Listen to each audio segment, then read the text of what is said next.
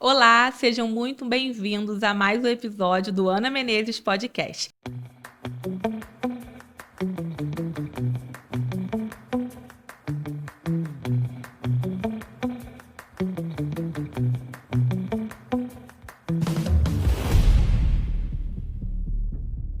E antes de tudo, eu já vou te pedir para curtir esse vídeo, compartilhar com uma amiga, se inscrever no canal e seguir lá no Instagram também, viu? O apoio de vocês é muito importante para esse projeto continuar dando certo.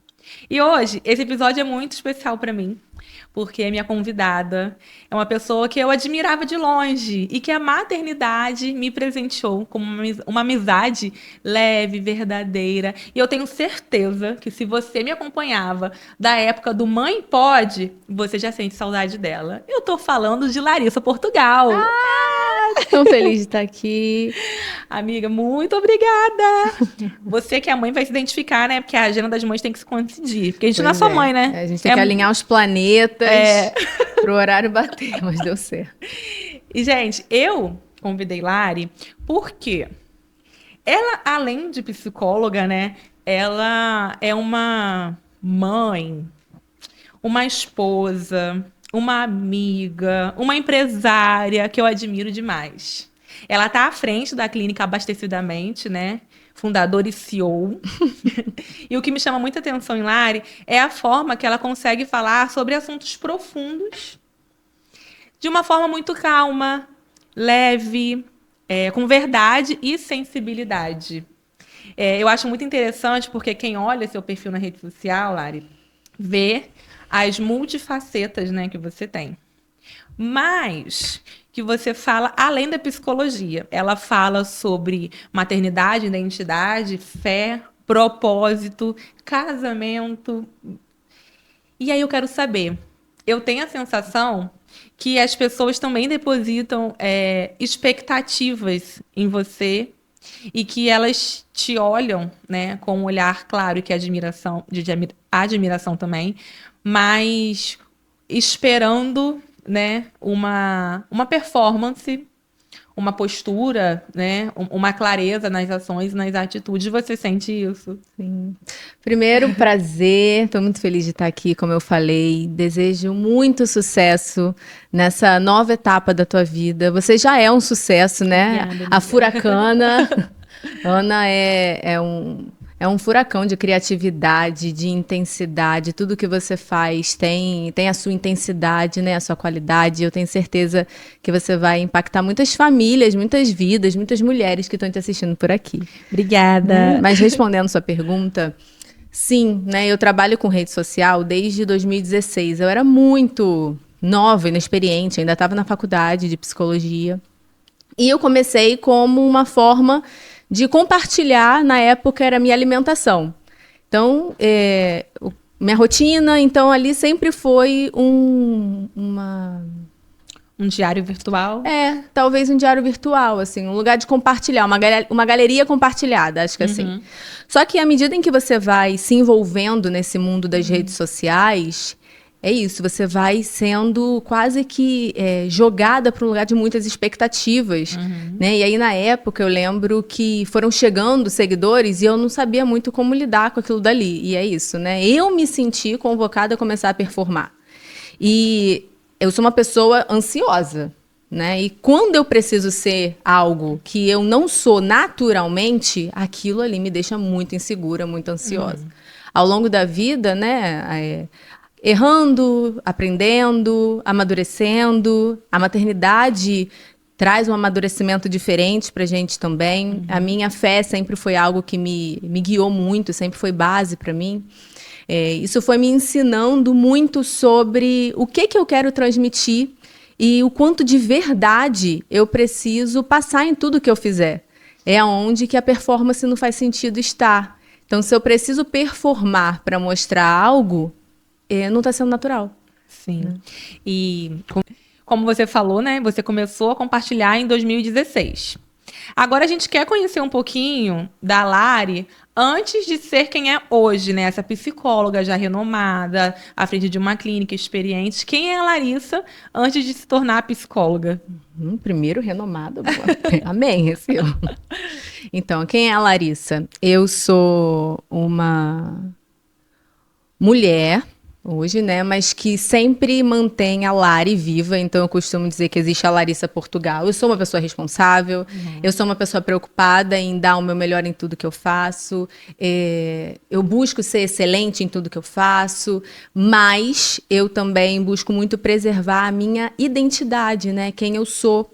E isso é o que eu chamo de Lari, essa leveza, né, Um pouco da infância? Da infância, da espontaneidade. Inclusive, as minhas fotos de criança, elas estão sempre à vista para mim, para que eu não me perca dessa menina, né? Porque no final, tudo que eu vou fazer precisa de alguma forma honrar essa Larissa antes de ter se tornado qualquer coisa. Então, antes de ser psicóloga, antes de ser mãe da Ana, esposa do Luan, dona da Abastecidamente, mentoras de algumas mulheres, eu sou alguém que ama música, ama a natureza, ama o silêncio, cafezinho, ama tranquilidade, detesto agenda muito cheia, correria, amo família, amo ter meu tempo de qualidade, podendo estudar e ter ali o meu momento de contemplar, né? Eu costumo dizer que minhas orações, os meus pensamentos mais profundos são aqueles em que eu não digo nada, eu consigo desfrutar do silêncio. Então, a paz, para mim, ela é a coisa mais importante. E você me contando isso, como eu te conheço, eu lembrei de um apelido que você se auto-apelidou, né? Que é a Senhorinha. Senhora, amor. Gente, Larissa é uma senhorinha. Senhora, ela gosta de amor. acordar, assim, com as galinhas, entendeu? Ela madruga. Então, os programas dela são sempre diurnos. 9 horas da noite ela já tá caindo de sono, bocejando. Esse é a skin, entendeu? É isso aí. Depois de 8 horas, não existo mais. Mas continuando, aí você cresceu, se formou na sua cidade. Sim. Eu inventei de ser psicóloga com 12 anos. Eu não conhecia nenhuma psicóloga, eu não faço ideia de onde eu tirei isso. Mas eu sempre fui uma menina, uma adolescente, que se interessava em ouvir o que o outro tinha para dizer, além do que ele estava falando. Né? Você queria entender, buscar uma raiz disso. Eu queria entender, eu queria ir mais a fundo, eu era curiosa. Então eu lembro que na época da escola, eu não me identificava com nenhuma matéria. Eu não ficava de recuperação por 2 motivos. Um, porque eu tinha medo da minha mãe. E 2, porque eu ia ter que ficar mais tempo na escola. Recuperação, nas férias eu ia ter que ir pra escola. Então eu lembro que eu não me identificava com nada. Eu estudava para passar e me livrar daquilo dali. Mas tinha algo que sempre me acompanhou. Sempre tinha alguém, principalmente no meu ensino médio, que batia na porta lá e me chamava. E do nada contavam coisas muito sérias para mim. Então eu lembro de um caso de uma menina de uma outra turma que bateu lá na sala, me chamou. Graças a Deus, era uma aula de física que eu detestava. E ela falou: Larissa, eu queria conversar com você. O professor autorizou, eu fui lá. E ela me contou que ela sofria abuso desde os 7 anos. Do nada.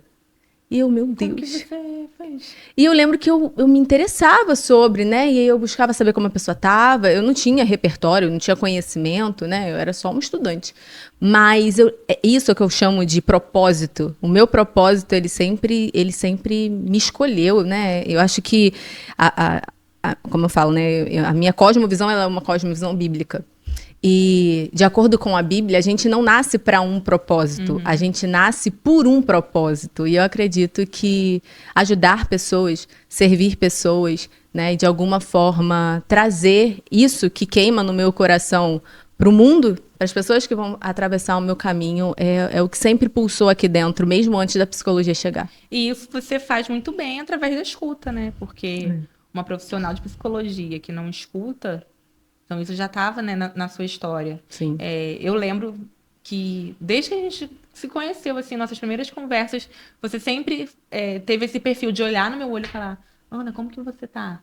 E a gente percebe, sabe, amiga, quando a pessoa pergunta: oi, tudo bem? Por educação, né? Porque faz parte ali do cumprimento básico. da sociedade, e quando a pessoa olha no seu olho e pergunta, amiga, como que você tá? E a gente vê o seu interesse real em ouvir, né? Em acolher, porque muitas das vezes o que a gente precisa é ser escutada. E quando a gente percebe, a gente tem essa coragem de falar, né? Como aconteceu há anos atrás, que você acabou de relatar. Sim. E aí, voltando aqui, né? Eu falei que você se formou lá na sua cidade, foi São Gonçalo? Eu morava em São Gonçalo, me formei na cidade vizinha, em Niterói. Na época, eu fiz 2 juntas, né? Foi pedagogia, né? Foi pedagogia na UERJ, que era em São Gonçalo. E fiz psicologia simultaneamente em Niterói. Gente, essa mulher é uma máquina. Põe um meme, editor. Isso é uma máquina. Não recomendo, não tem a mínima necessidade. Mas por que, amiga? Essa vontade de fazer as duas? Você gostava das 2 disciplinas? Então, na verdade, essa história não é bonita, assim, né? Eu sempre quis psicologia, como eu falei. E na época da escola, eu botei minha segunda opção pedagogia, porque me disseram que era parecido, né? Eu botei e passei para pedagogia, não passei de primeira para psicologia. Eu teria que fazer mais um ano de pré-vestibular. E eu lembro que eu fiquei muito, assim, desapontada, porque eu não queria. Mas, com o tempo, né, meu pai falou que ele ia se esforçar semestre por semestre. Esse foi o acordo. A gente pode tentar um semestre você fazendo psicologia na particular. Aí a gente viu uma faculdade que tinha renome lá na região, né? E eu comecei a fazer, só que eu não queria perder a oportunidade de estar numa estadual, que era a UERJ. E aí eu fui tentando, semestre por semestre. E no final, tudo fluiu. Né? E hoje você tem 2 diplomas. Na verdade, não. Por causa da greve, eu não consegui o meu diploma da UERJ até hoje. Ai, meu Deus. Não, mas eu fiz a faculdade inteira. Amiga, corre atrás. Não desista. E aí você se formou, né? Namorava o Luan, né? Que eu sei que você namora o Luan desde também jovem. Você tinha quantos anos? Eu comecei a namorar o Luan com 16. Um namoro à distância. Um namoro à né? distância. Ele morando em Macaé e você lá em São Gonçalo. E aí você casou depois que você se formou, não foi isso? Foi, eu me formei, mas assim, bem perto. A gente já namorava 8 anos, né? Então eu me formei em janeiro. Eu lembro disso até hoje. 12 de janeiro foi minha festa de formatura. 2 de fevereiro eu tava casando e me mudando para Macaé. Gente, imagina, né? TCC junto com organização de casamento, com festa, com lista de convidados. E isso me gerou um estresse emocional muito grande. Tanto que assim que eu chego em Macaé, eu adoeço, né? Eu tenho depressão, realmente. Então, o início não foi fácil. Você entrou, né? Já deu uma brecha para a próxima pergunta. Como foi, né? Sair da sua cidade natal, que tinha seus amigos, sua família, né? Sua base, seus pais, sua irmã, e vir para Macaé e você adoeceu. Como que foi para você se ver realmente depressiva, aceitar isso, se tratar como uma profissional de psicologia? Como foi isso para você? Sim.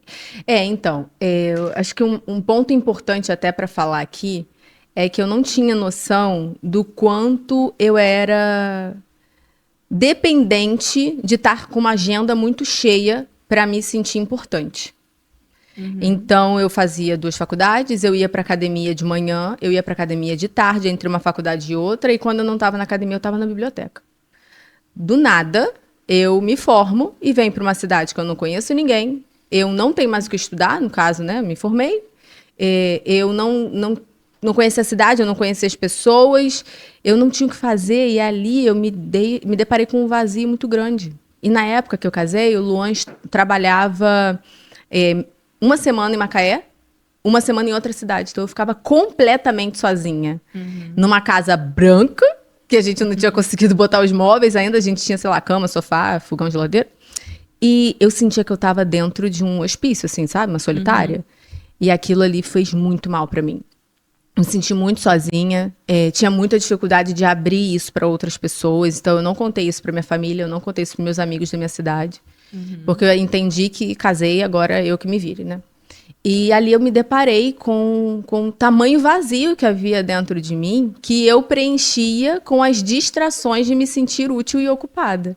Até que não tinha mais distrações e eu lidei com o vazio que já estava. Né? Então foi um momento muito difícil, mas também um momento muito importante. Um momento onde eu tive um ganho de peso muito grande, porque eu coloquei a comida num lugar de companhia. Então, eu lembro de engordar 20 quilos em 3 meses. Nossa. Eu que era uma pessoa hiper focada em treino, dieta. Então, aquilo ali, para mim, foi também uma crise de identidade muito grande. Como assim eu não sou a Larissa Fitness? Como é que eu vou lidar com isso? Como é que eu saio... Eu caso e em 3 meses eu saio de um manequim e vou para um que é, sei lá, 4, quase 5 vezes maior.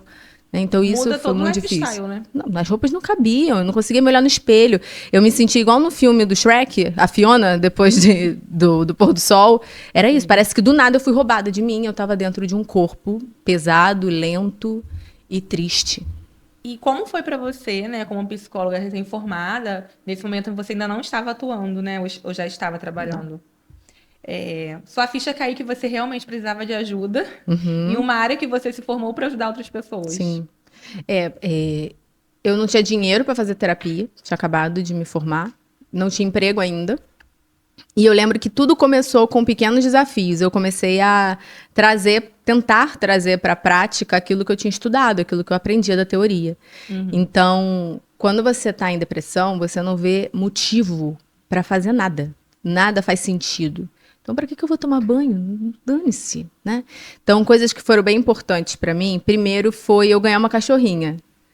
O Luan me deu uma cachorrinha e ela era uma motivação para eu levantar da cama. Então, eu tinha que cuidar dela.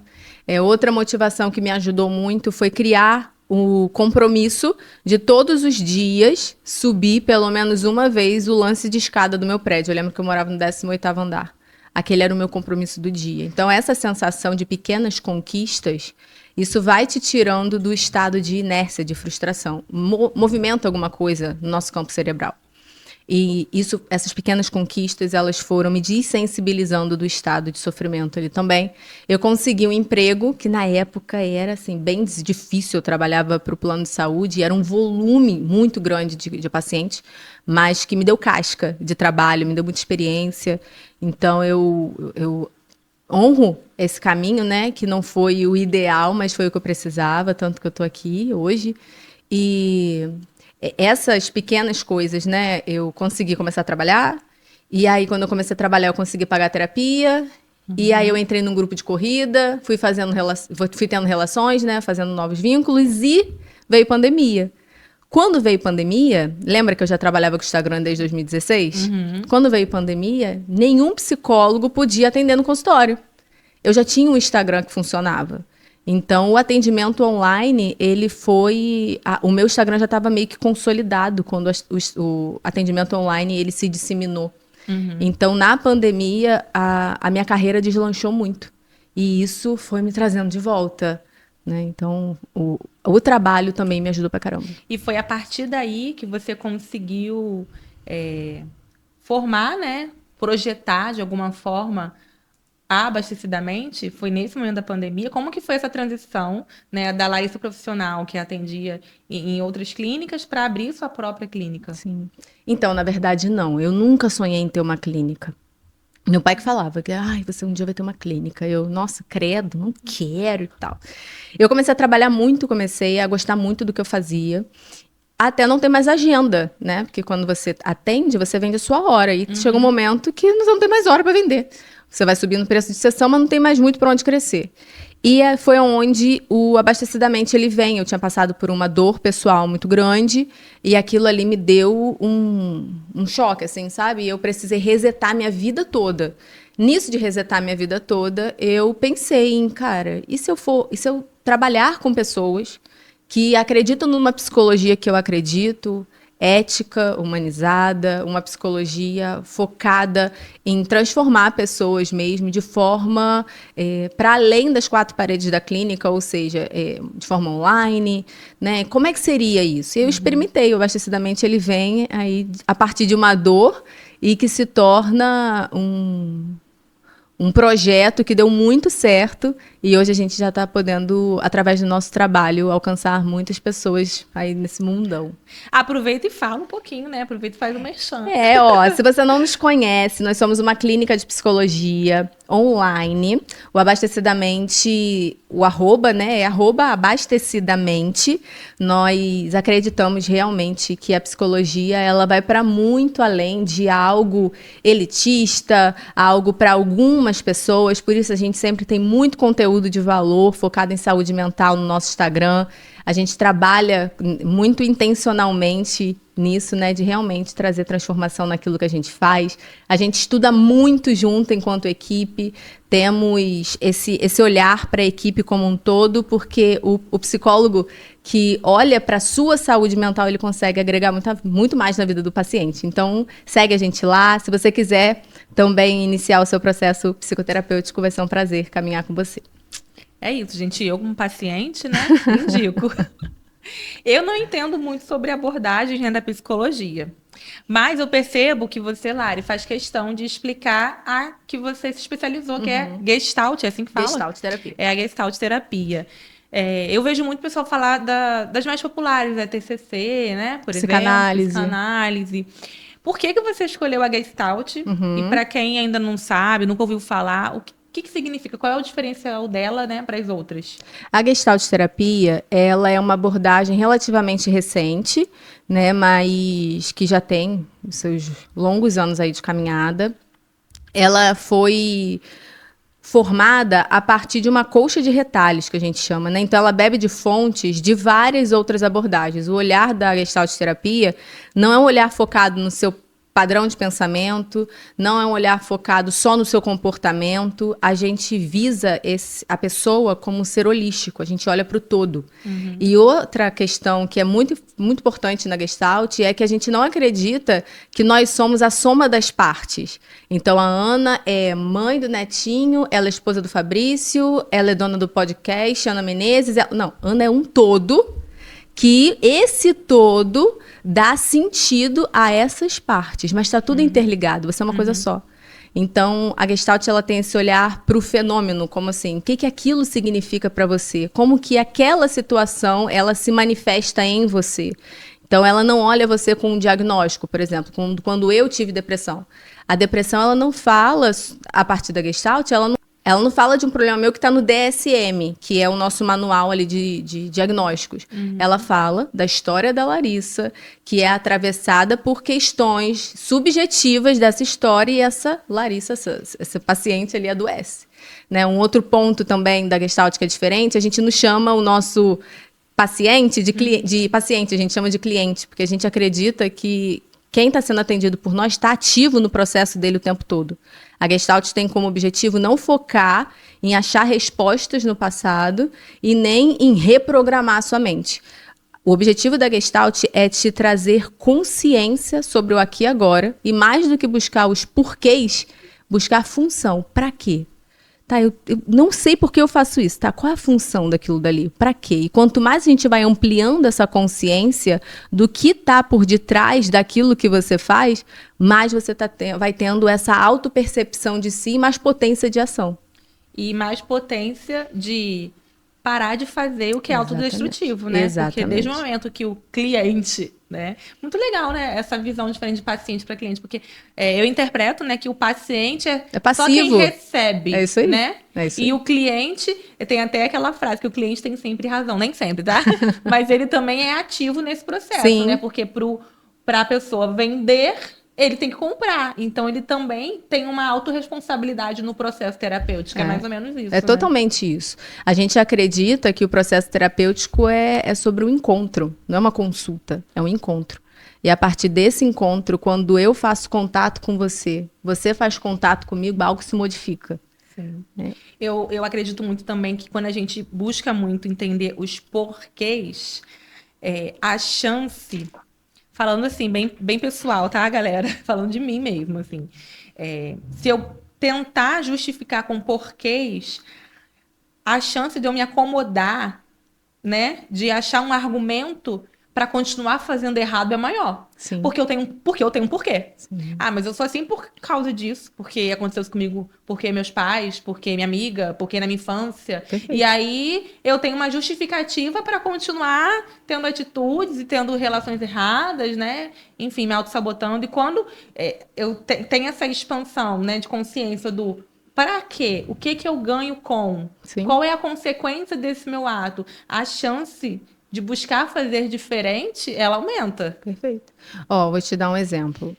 Vou te dar um exemplo, mas primeiro vou explicar esse conceito rapidinho. O porquê, ele explica. Então eu tenho várias justificativas. Uhum. E eu fico paralisada contando pra você essas justificativas. O pra quê ele revela. E aí, quando eu foco no pra quê, eu me torno responsável do pra quê eu tô conservando aquilo ali na minha vida. E não existe julgamento no processo, né, psicoterapêutico. A gente não revela algo pra... Tá vendo? A culpa é sua. Não é isso. A gente revela pra você assumir responsabilidade. E se você quiser continuar nesse caminho, tá tudo bem. Mas você tá consciente disso. Né? Então, é um caminho de liberdade, realmente. Agora, vindo, por exemplo. Uma vez, eu tava com uma colega que eu admirava muito. E, assim, claramente, era desproporcional a forma como eu a via, a forma como ela me via. Ou, pelo menos, era assim que eu enxergava e interpretava. Eu lembro de uma vez, essa amiga, colega, talvez, ela falar, ai, perdi meu fone na academia. A minha linguagem de amor é presente. Né? Eu amo presentear pessoas e amo ganhar presentes também.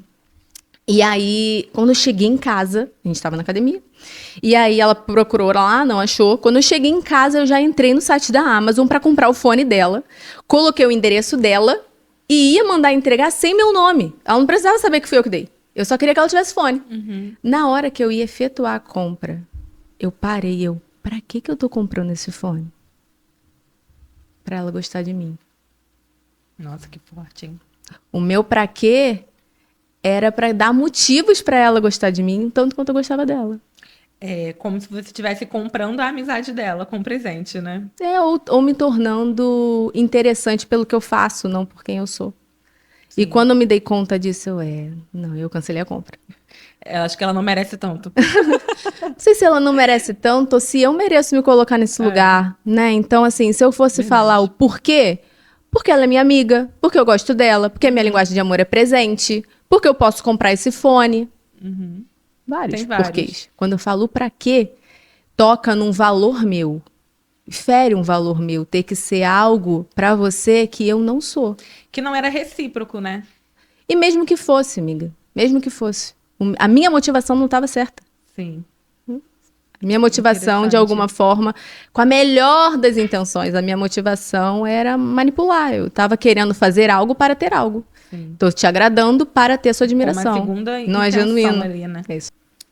E é interessante você falar sobre motivação, porque você conseguiu identificar isso pelo seu processo de autoconhecimento, de se escutar, de se aprofundar. Eu acredito que a gente precisa se aprofundar na nossa real intenção para encontrá-la. E esse processo, até de assumir mesmo intenções erradas, né? E descobrir, ele vem da conexão que a gente tem com a gente. E hoje em dia eu vejo que as pessoas estão cada vez mais desconectadas de si mesmas, né? Eu não sei se é uma questão geracional, porque também, assim, eu olho para a geração dos nossos pais, dos nossos avós. Não sei se eu considero eles também muito conectados. Eu acredito que cada geração tem as suas mazelas, né? Tem as suas conquistas, mas também tem as suas perdas. E hoje eu interpreto, assim, por plena consciência individual, que eu luto contra isso, né? Essa necessidade de estar na correria, essa necessidade de ter agenda cheia, como você falou, né? De se sentir útil. E eu acho que até uma questão também cultural e econômica, né? Hoje as pessoas têm que trabalhar mais, hoje o dinheiro não tem o mesmo valor de antes, então as pessoas têm a vida mais corrida, e se realmente ela não for muito focada, ela vai ter uma alimentação cada vez pior, mais industrializada, que acarreta nessa desconexão dela com ela, porque ela perde de ter o contato na academia, Cortou.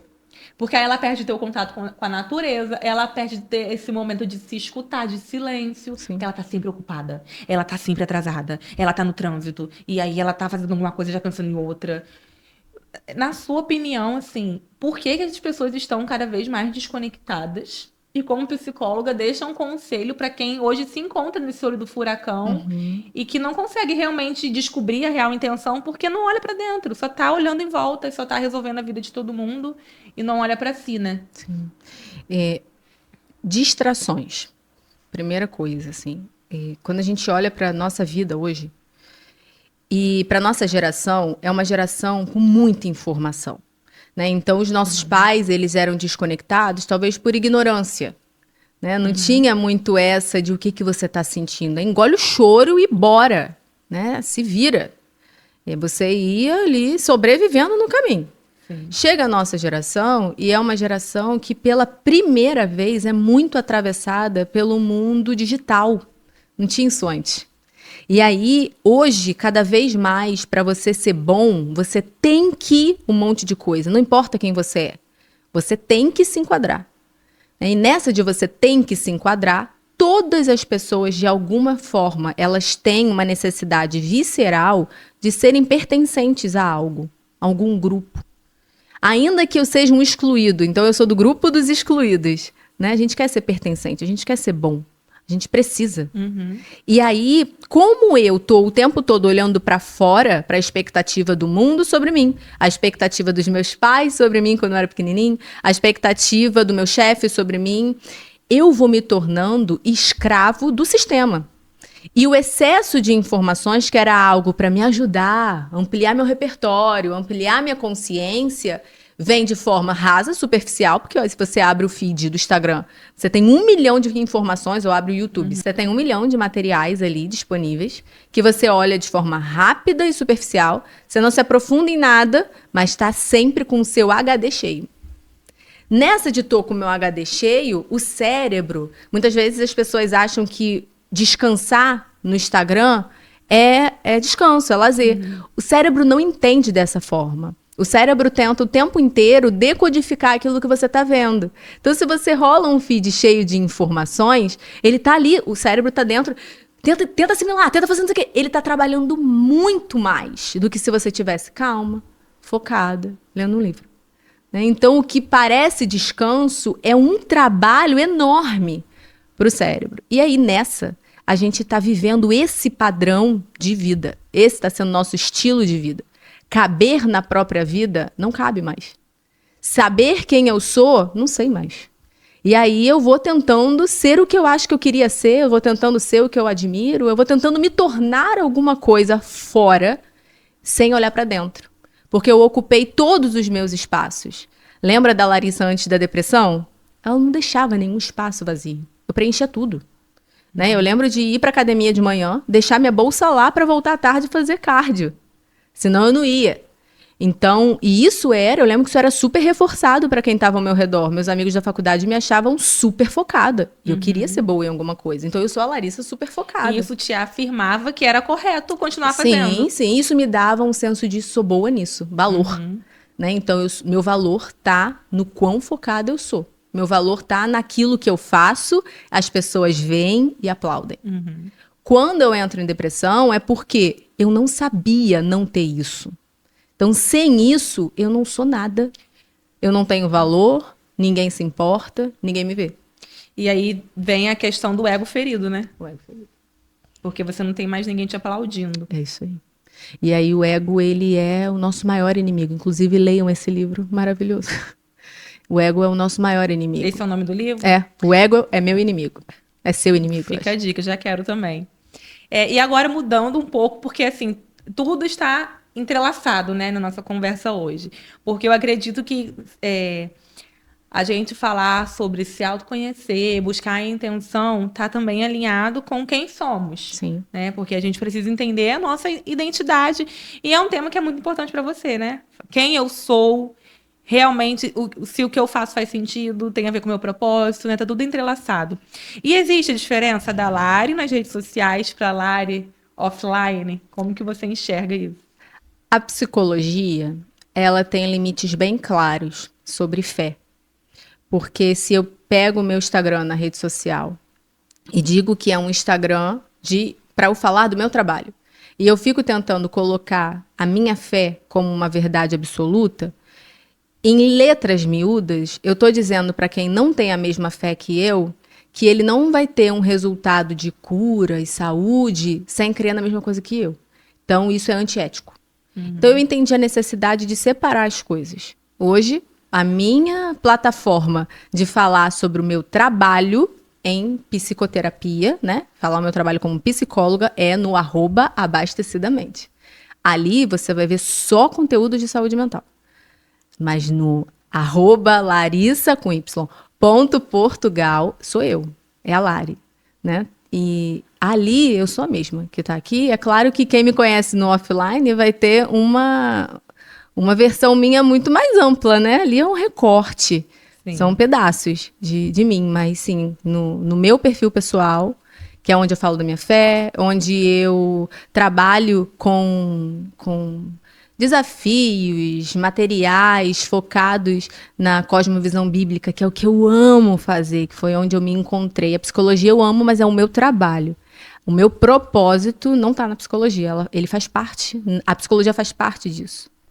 E é interessante, né, ouvir como que você divide isso, porque agora, inclusive com esse perfil aqui do Ana Menezes Podcast, eu senti essa necessidade de criar um novo perfil para o podcast. Porque, assim, a minha ideia inicial era usar o perfil que eu já movimento, que eu já trabalho, né, como influencer, enfim, que eu posto minha rotina, minha família, meus trabalhos, minhas publis, né, como jornalista também. Porém, quando veio esse projeto do Ana Menezes Podcast, eu entendi que a minha forma de comunicar sobre esse projeto, sobre os entrevistados, os convidados, né? Ele precisava realmente a informação ser passada de uma forma diferente, que não quer dizer que eu estou sendo diferente de quem eu sou na minha essência, mas quer dizer que é um braço meu profissional e que requer, né, que se enquadre profissionalmente na ética, Sim. né? Porque o que eu falo no meu perfil Ana Clara Menezes é diferente do que eu falo no Ana Menezes Podcast, mesmo podendo falar de assuntos similares, né?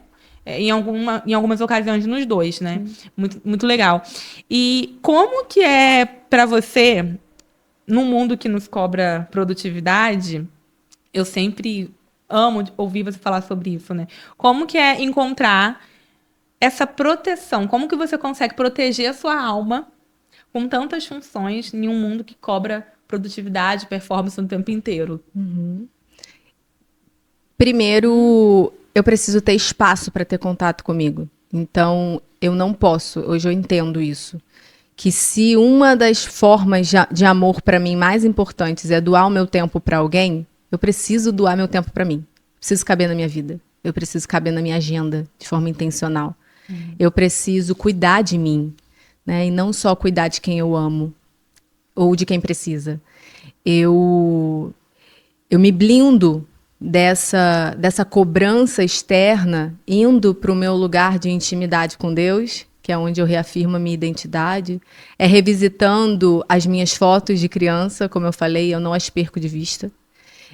Me conectando em estar presente quando eu estou no café com uma amiga, quando eu estou brincando de boneca ou de massinha ou de tinta com a minha filha, quando eu estou tendo um tempo de qualidade deitada no peito do meu marido, né? Então, são nesses lugares, reforçando aquilo que me abastece, que eu vou meio que criando ali uma película protetora para o que esperam de mim fora. Eu não tenho compromisso com o que esperam de mim, eu tenho compromisso com quem eu sou. Porque no final, no dia que o calo apertar, é com essas pessoas que eu vou lidar, que eu vou contar. Com quem está comigo, quem me conhece e comigo mesma, né? Então eu não posso ser uma casa ruim para mim. Então, o autocuidado para você é Fundamental. fundamental. E você enxerga claramente que o autocuidado vai muito além da estética e de um salão de beleza, né? Com certeza. Esse momento de descansar, Sim. né? De brincar no tapete da sala com a sua filha, né? Sim. Autocuidado é eu me dar aquilo que eu preciso para ser quem eu sou. Né? É para eu me dar aquilo que eu preciso para eu ter saúde emocional, para eu gostar da vida que eu tenho. Sim. E agora, gente, eu aproveitei, pedi a produção aqui para me abastecer, porque estamos falando de autocuidado, né? Então, você, mulher, se coloca na agenda, aproveita essa dica. Vai na sua consulta, como é que tá seu preventivo? Há quanto tempo você não vai numa nutricionista? Talvez esse cansaço que você está sentindo, esse desânimo com a vida, é falta de vitamina. E é claro que eu vou aproveitar, ó, esse momento para te lembrar de tomar a sua vitamina também. Esqueceu? Se você, como eu, vive esquecendo, já fica a dica, toma agora junto comigo. Longevitale, farmácia de manipulação, nossos patrocinadores maravilhosos, que eu indico para vocês de olhos fechados. A Longevitale tem loja em Macaé e em Rio das Ostras também. Eles são responsáveis por toda a suplementação da minha família. Homeopatias também, que reforça, né, a saúde, a imunidade do meu filho. Realmente, assim, eles são muito confiáveis, eles seguem todos os protocolos de segurança, de saúde, de higiene. A entrega é excelente, o atendimento é impecável e é rápido, tá? Você manda a receita, logo eles respondem, logo fica pronto. Então, vocês não podem deixar de escolher a Longevitale quando precisar fazer o seu manipulado. E aproveitem porque também tem o nosso cupom de desconto aqui do Ana Menezes Podcast, 10% off. Aproveita. Obrigada, Longevitale, por nos lembrar que cuidar da saúde também é um ato de amor próprio. Concorda, Lari? E agora, a gente vai chamar nosso intervalo e já voltamos com um assunto. Vamos falar sobre fé e psicologia. Isso dá certo? Logo mais.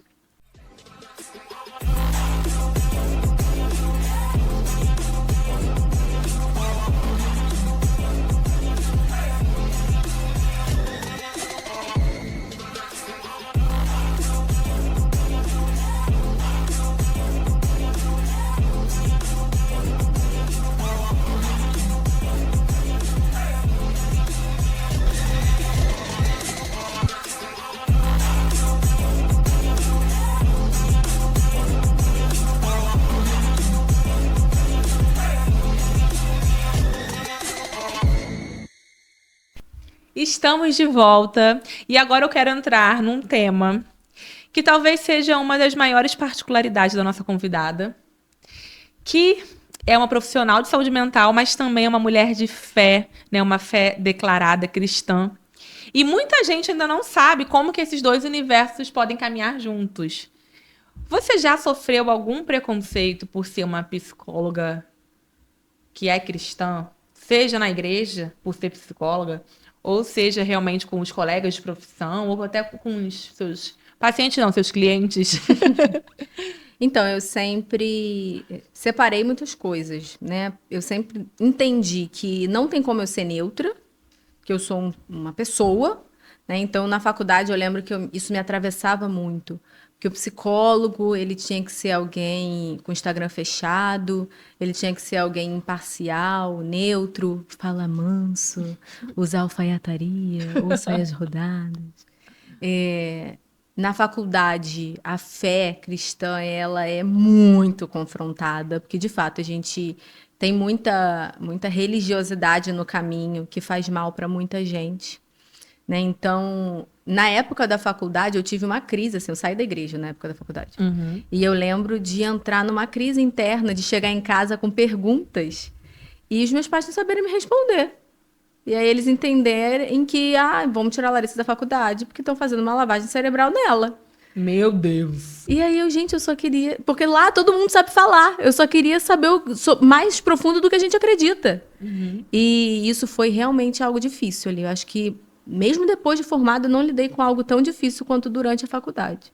E eu lembro de uma das minhas experiências mais profundas com Deus acontecer na época que eu era estudante. Uhum. No momento que eu estava vivendo, minha família toda religiosa, né, da igreja, e eu vivia uma situação em casa muito difícil. Minha família estava ruindo, assim.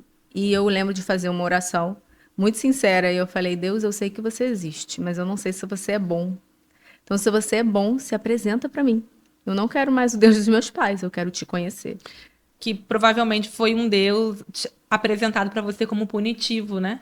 Era um Deus que me dava medo. Né? Era um Deus que eu acho que eu lembro de toda vez que eu orava, faça a sua vontade, a sensação que eu tinha era de que ele não ia fazer a minha. Né? Que ele nunca estava do meu lado, eu sempre estava errada. Sim.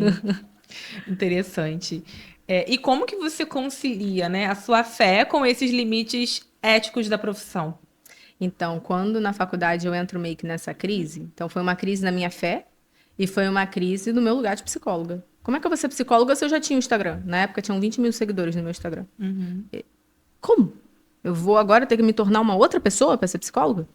Eu lembro que quando isso começou a vir, o meu Instagram era para compartilhar coisas. E aí eu tenho que ser neutra, não posso compartilhar nada. Eu tenho que ser alguém diferente de quem eu sou para ser psicóloga. Eu lembro que isso para mim foi muito difícil. Sim. E até o momento em que eu entendi que eu ia ter que fazer uma escolha.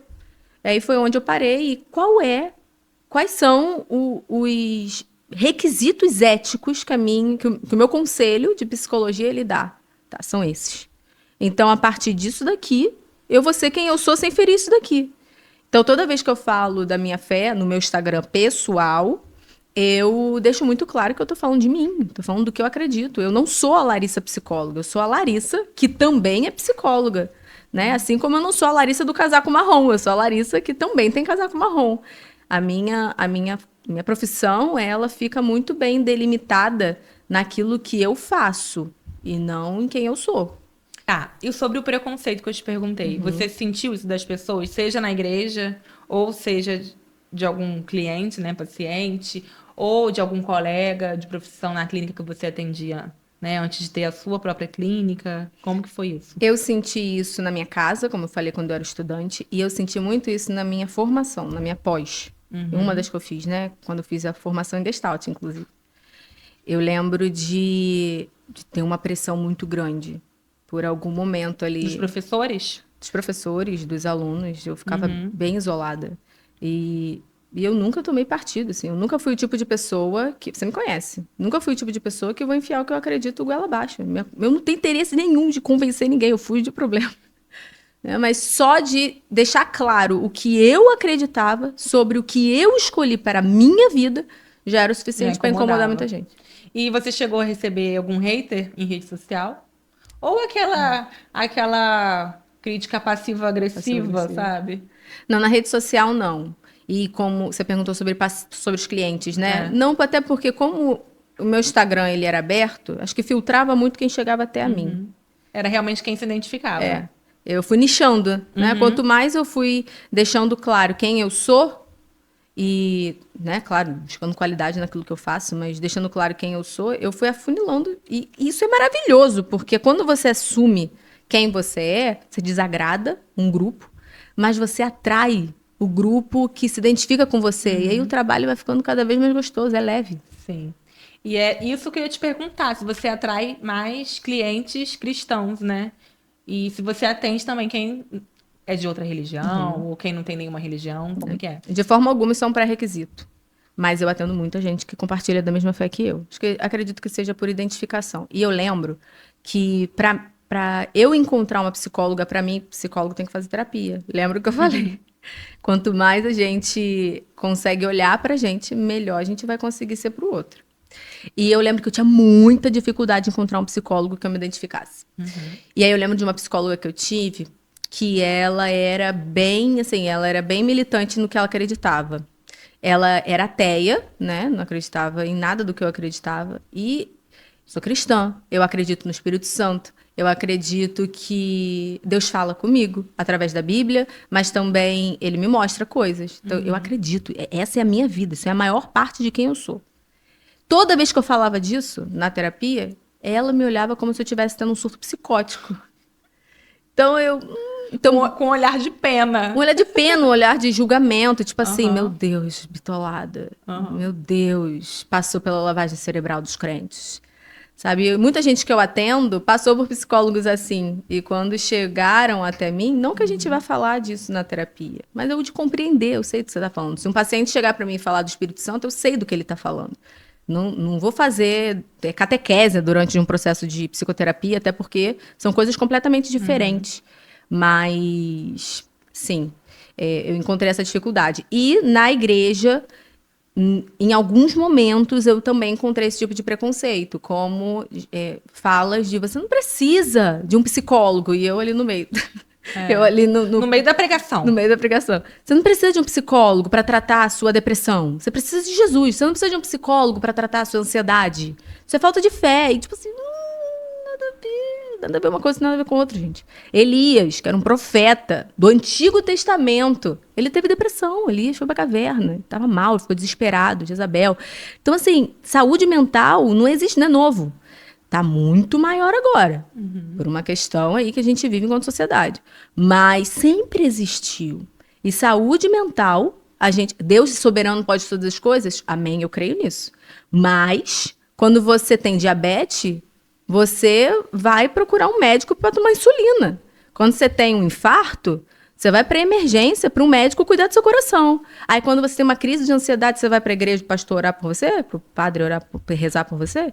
Então, assim, tem muito preconceito aí, subentendido, né? Muita ignorância. E se você pudesse deixar uma mensagem para os evangélicos sobre isso, qual seria? Talvez você não tenha noção do quanto é pesado para quem é cristão, caminha do seu lado e sente esse preconceito de achar que ele está tendo falta de fé por estar adoecendo psicologicamente e precisar de colo, de suporte, ser ouvido, né? A fé, ela não é vilã da ciência. A fé, ela não é vilã do adoecimento. Pelo contrário, caminham juntos. E é um trabalho multidisciplinar, né? Então, a igreja, ela precisa entender que cada um tem o seu papel no reino. Inclusive, o psicólogo, quem deu a capacidade da gente poder ajudar o outro foi Deus, assim como ele deu a capacidade para o médico, assim, né? Então, acho que a gente deveria estudar mais sobre saúde mental, estudar mais, ouvir mais o que os nossos irmãos na fé estão falando, porque quando a gente vem com verdades absolutas, muitas vezes a gente está matando aquela pessoa, e onde ela deveria receber acolhimento, ela está se sentindo julgada e repelida. E eu percebo muito que você atrai também as clientes, né? As mulheres, né? Seu público-alvo. Você também atende homem, né? Mas Sim. a maioria é mulher, Sim. certo? E, como você disse também, que você atrai muita gente da sua mesma fé, porque se identifica com você.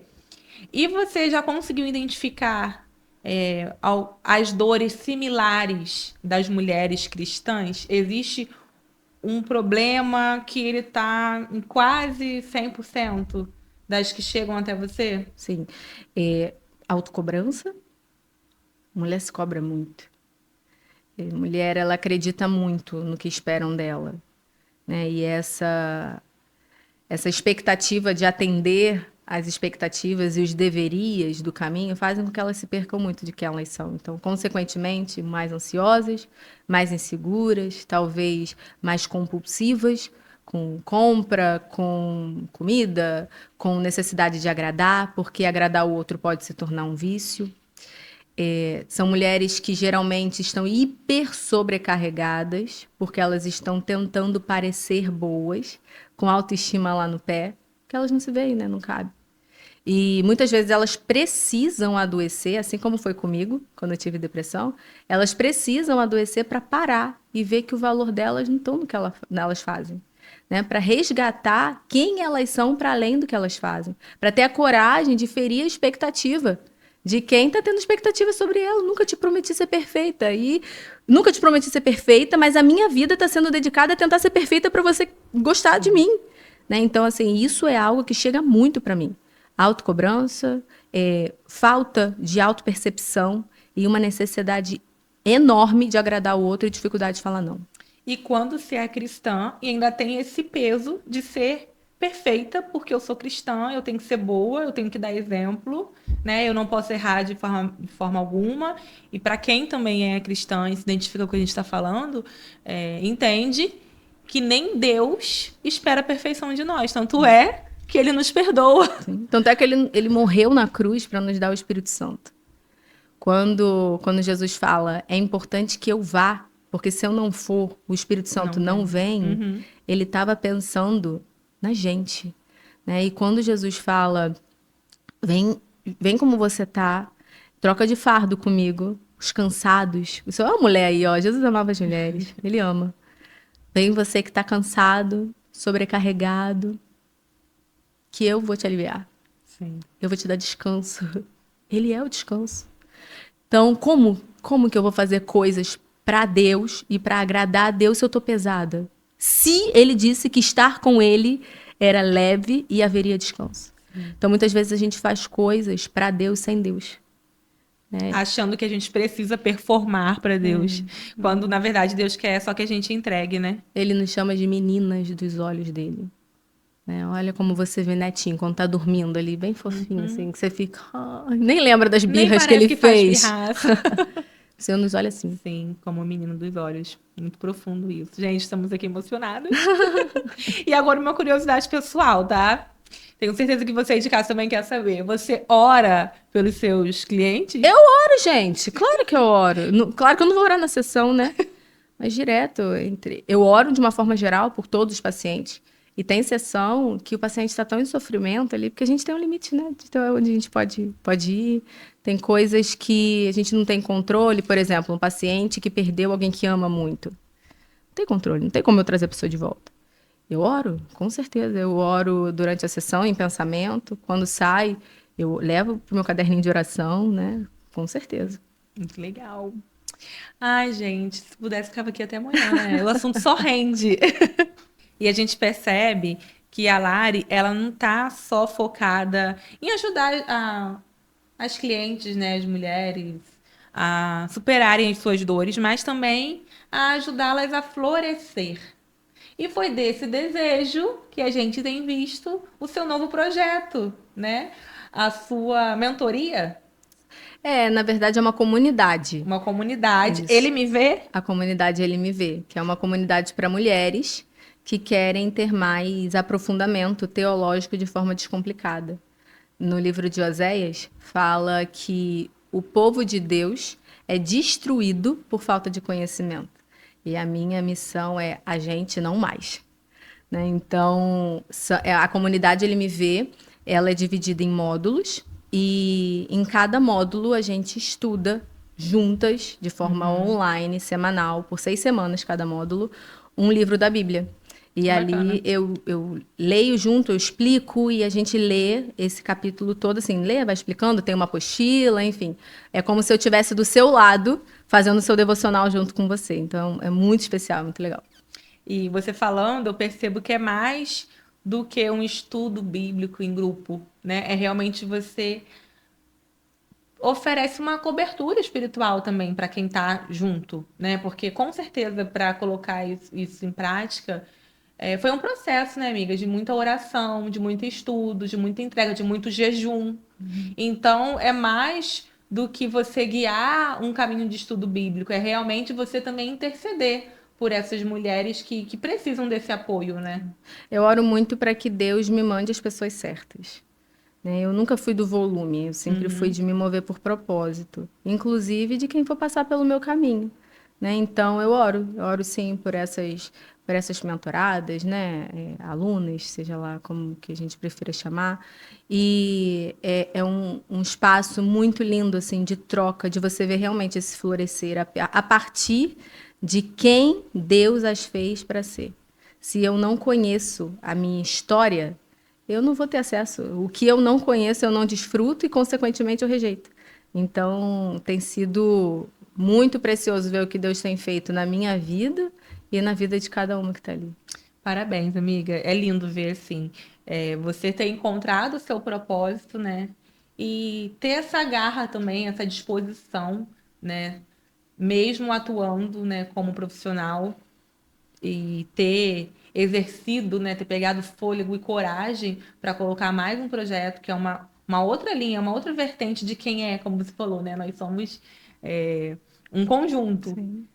é um outro braço da Lari, né? E também ajudando as mulheres. Então, a gente consegue ver o seu propósito em tudo que você faz. Amém. O objetivo é esse. E agora, estamos chegando ao fim, infelizmente, temos que ter um outro episódio, gente, porque aqui o assunto rende muito. Como vocês podem ver, sempre de forma leve, né? Forma profunda. Essa é a energia de Larissa, tá, gente? Chegamos ao quadro Pensa Rápido.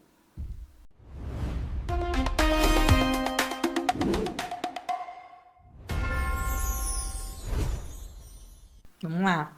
Preparada? Uma palavra para definir sua jornada. Marcante. Um mito sobre fé. Que é inacessível. O que toda mulher precisa lembrar. Que ela é amada. O que te abastece emocionalmente. Jesus. E agora, se conselho fosse bom. Se conselho fosse bom... E agora um conselho para a mulher que ela se sente emocionalmente esgotada. Sabe? Que ela não vê saída, que ela faz um monte de coisas, mas nada é o suficiente, ela não se acha boa, ela está cansada. Eu te diria que antes de ter que dar conta de qualquer coisa, você é alguém. Você precisa olhar para você e talvez o que você mais precise é deixar alguns pratos caírem. Ninguém é Mulher Maravilha, a gente não tem 1 milhão de braços. Ser boa não é ser perfeita, é ser de verdade. E é impossível a gente ser de verdade quando a gente está adoecendo para dar conta do que está nos matando por dentro. Então, respira, volta para si, lembra de quem você é para além do que você faz. E acho que o mais importante, resgate a criança que existe dentro de você. Ela teria orgulho de quem você se tornou, ela está esmagada aí por um monte de deveria e você nem se reconhece mais. E faça terapia. @abastecidamente. Muito bom! Gente, estamos chegando ao fim. Hoje nós falamos sobre fé, psicologia, identidade, maternidade, propósito, florescimento. E talvez a grande mensagem desse episódio seja que nós não precisamos escolher entre Deus e ajuda, entre espiritualidade e saúde mental, entre fé e cuidado, porque tudo isso se completa. Afinal, gente, nós somos uma trindade, né? Corpo, mente e espírito. Muito obrigada, amiga, por essa conversa. A maternidade, ela nos traz muitos desafios, né? Mas foi através da maternidade que a gente se aproximou, que você me impulsionou para esse lugar que eu tô hoje. Eu sou muito grata. Porque eu lembro de quando surgiu o convite seu para fazer uma em podcast, né? Já tinha um desejo no meu coração de fazer um podcast, mas foi você que me encorajou, foi você que segurou minha mão e foi você que continuou me impulsionando também para hoje eu estar aqui, né? Solo. E as portas estarão sempre abertas. Muito obrigada mesmo. Você brincou no início, né? Amiga, eu que me convidei. Mas com certeza você vai voltar muitas vezes, porque esse canal está aberto. A sua sabedoria, a sua leveza, né? A sua humanidade realmente transcende. Quem conhece a Lari Essência sabe que você é muito mais bonita do que o seu feed, que é lindo também, organizado. Volte sempre. Obrigada, meu amor. Que Deus te abençoe. E, ó, beijo, foi um prazer estar com vocês por aqui hoje. Tchau, gente. Ó, compartilha com alguém, tá? Se inscreve no canal, curte. Tudo isso que vocês já sabem. Beijos.